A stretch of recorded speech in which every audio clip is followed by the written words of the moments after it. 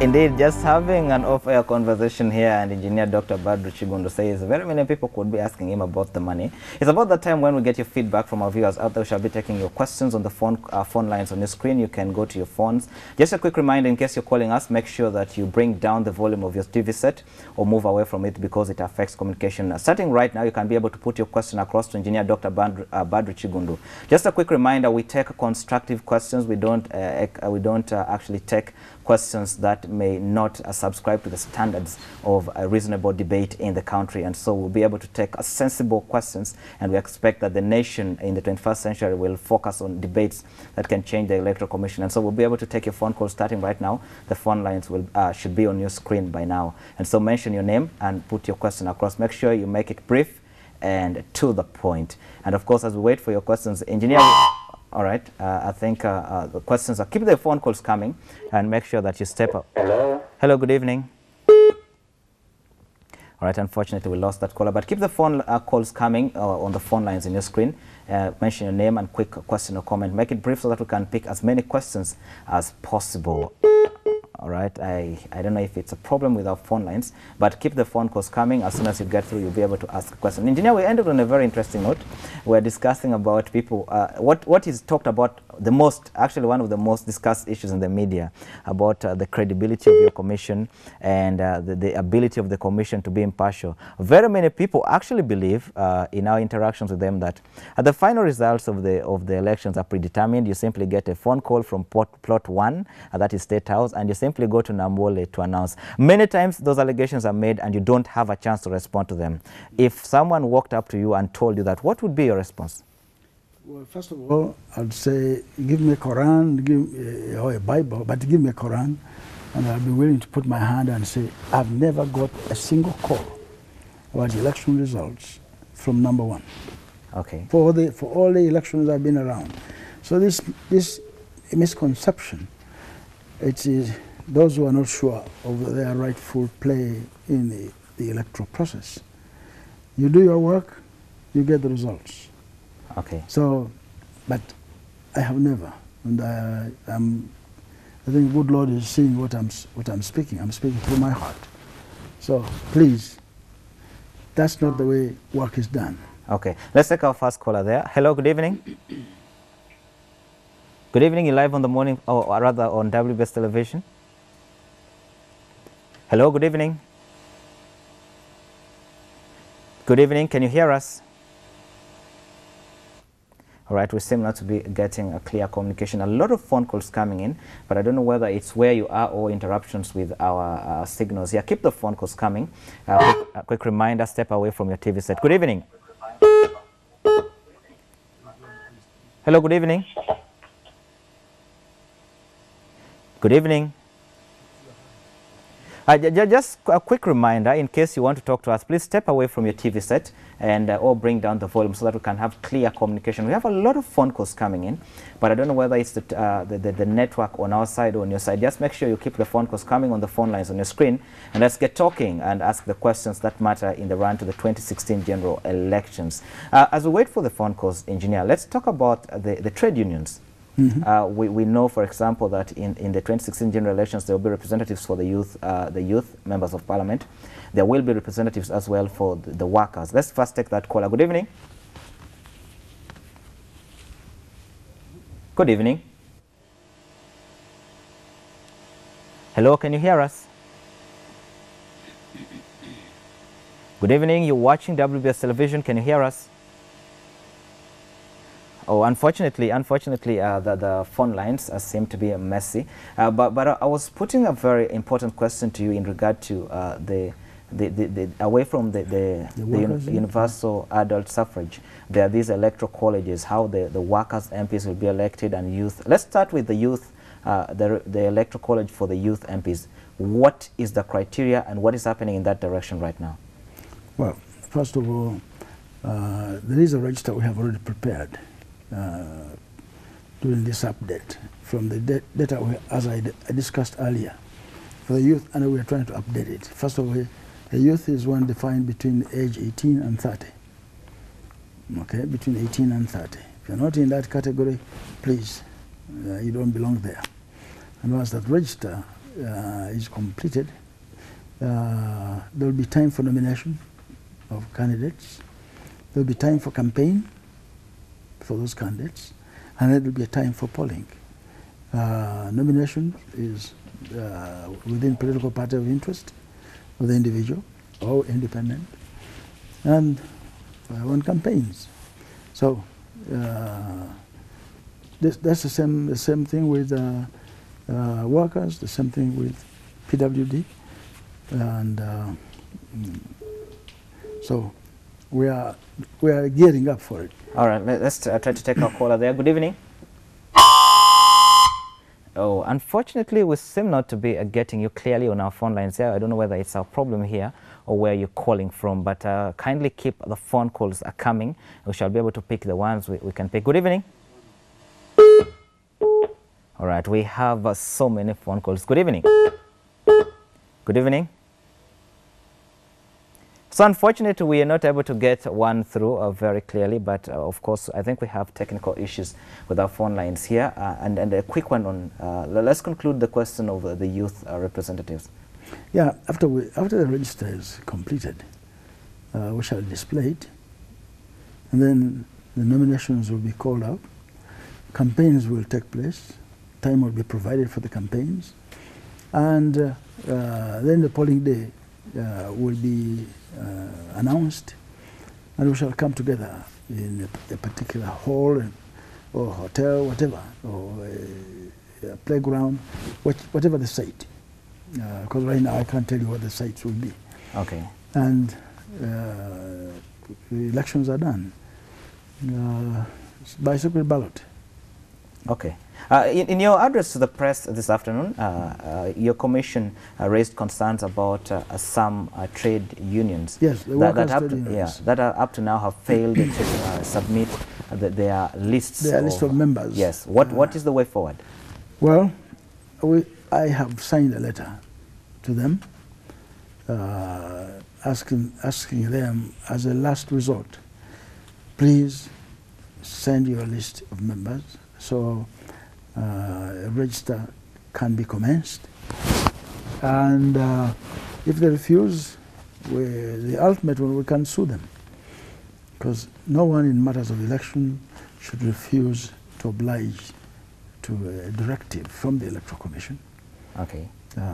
But we don't want to go that far. I want to use natural justice. But I just want to tell them that there is ultimately an action that can be done.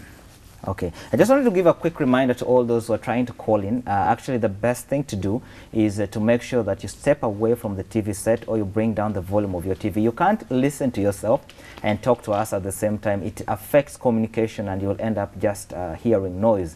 If you really want to ask that question, make sure you step away from your TV set and don't wait to listen to yourself. That's standard practice. I can't explain much about it. Engineer Dr. Chigundu here knows much more about issues like that than me. But let's talk about the tension that rises up in the run to the elections. And the Constitution puts the mandate of regulating the playing field in the hands of your commission. Mm-hmm. And many people actually ask, can the Electoral Commission control electoral violence? Well, we appeal to those who instigate violence not actually do so. Because it's not the Commission which does that. We work together with the police. If it gets outside the control, there's nothing beyond available means. But we try to coerce, and try to use vote education strategies, which is more civilized. Please calm down. Campaign on issues, don't campaign again on personalities. Because usually when it gets outside the issues and it gets personality, then clashes are likely. And we want to stay away from that, and we do encourage people to be issue-focused.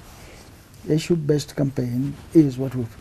And no hate or hateful speech is acceptable. We also try to appeal to people. Be civil. You're not at war. In elections, you're not at war. Yes, tensions may arise, but you can regulate the level at which the body heat goes up. If you want to be hotter, yes, you can even take chili. Okay. What role does your commission play in that? Because ultimately there has to be a referee, and in this case it is an election, and you are expected to be.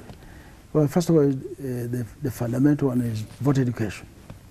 In other words, try to sensitize people. If it gets out of hand, the antagonists, we summon them to our boardroom. Through, of course, there's someone in the district first, then if the solution is not arrived at, they are referred to the boardroom of the commission. And okay. we cannot fail to resolve issues that tear people apart. And if we fail and people are not satisfied by our mediation, they can go to courts of law. Okay. But that could be after the election. Okay. That has turned out a very costly exercise for you, for your commission. After every election, there are a lot of court petitions, and you have lost quite a number of them. And one would think, why is it daring many people to slap more costs and compensation to the government? Well, first of all, the claim that we've lost many is wrong. Okay. We have won more than what you stated earlier. We have won more than 80% of the petitions this election cycle. And we won more than 77% in the 2006 election cycles. So we've been, but media does not carry. It only carries when one case is lost.